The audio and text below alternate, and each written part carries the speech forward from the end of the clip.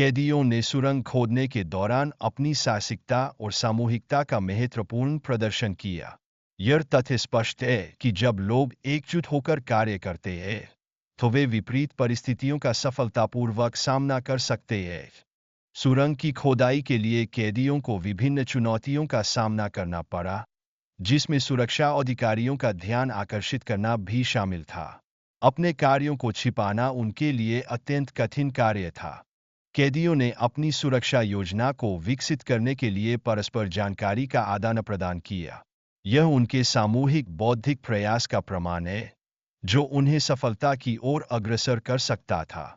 Jail के साथ ही एक विशेष उपकरण के लिए गिटार वादक का सहयोग लेते हैं, जो उनकी भागने की योजना को साकार करने में सहायक सिद्ध होता है। लियोन ने छत में बने बड़े छिद्र को शीघ्रता से ढकने के लिए अंडे और चूने का निर्माण करने की योजना बनाई। इससे उनकी योजना में कोई भी बाधा नहीं आती। जेल से मिट्टी निकालने की प्रक्रिया में 4 लोग सामूहिक रूप से खुदाई करते हैं, जबकि गिटार वादक बाहर से उनके कार्य की निगरानी करता है। यह संगठित प्रयास योजना की सफलता को सुनिश्चित करता है। डेमोक्रेटिक सरकार के गठन की सूचना कैदियों के लिए एक प्रेरणा बन गई। इसने उनकी भागने की योजना में तेजी लाई, जिससे सभी ने मिलकर कार्य करना आरंभ किया। कैदियों के सहयोग के इस उदाहरण में सुरंग खोदने की प्रक्रिया को दर्शाया गया है। प्रारंभ में एक व्यक्ति ही कार्यरत था, लेकिन धीरे धीरे अन्य कैदियों ने भी सहायता प्रदान की। कैदियों ने अपने कार्य की गोपनीयता बनाए रखने के लिए कई योजनाएं बनाई। उन्होंने सुनिश्चित किया कि कोई भी पुलिस को संदेहग्रस्त न करे, जिसके लिए निगरानी की गई। राफेल की पत्नी ने अपने राजनीतिक दल के सहयोगियों से मदद मांगी, परंतु असफलता के बाद उन्होंने लियोन के पिता से संपर्क किया। जेल में खुदाई कर रहे कैदियों को सांस लेने में कठिनाई का सामना करना पड़ा। अतः ऑक्सीजन की आपूर्ति के लिए एक मोटर प्राप्त करने का निर्णय लिया गया। कैदियों ने सुरंग की गहराई का आकलन करने के लिए लाल पानी भेजा।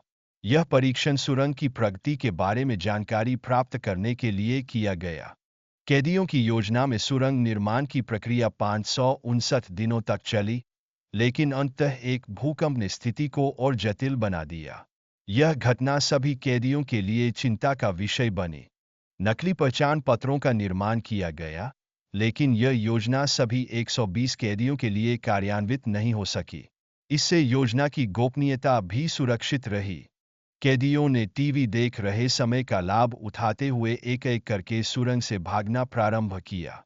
यद्यपि एक अधिकारी को उनके प्रयासों पर संदेह प्रतीत हुआ, जिससे योजना को खतरा उत्पन्न हुआ।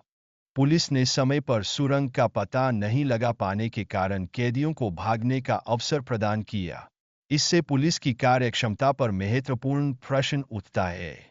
इस जेल ब्रेक के दौरान कुछ कैदी सीमा पार कर दूसरे देश में निवास करने में सफल रहे। यह घटना चिली के इतिहास में एक महत्वपूर्ण मोड़ के रूप में जानी जाती है। कैदियों ने 500 दिनों से अधिक समय तक निरंतर सुरंग खोदकर अपनी योजना को सफलतापूर्वक पूरा किया। यह एक अद्वितीय प्रयास था, जिसमें सभी ने सामूहिकता के साथ योगदान दिया।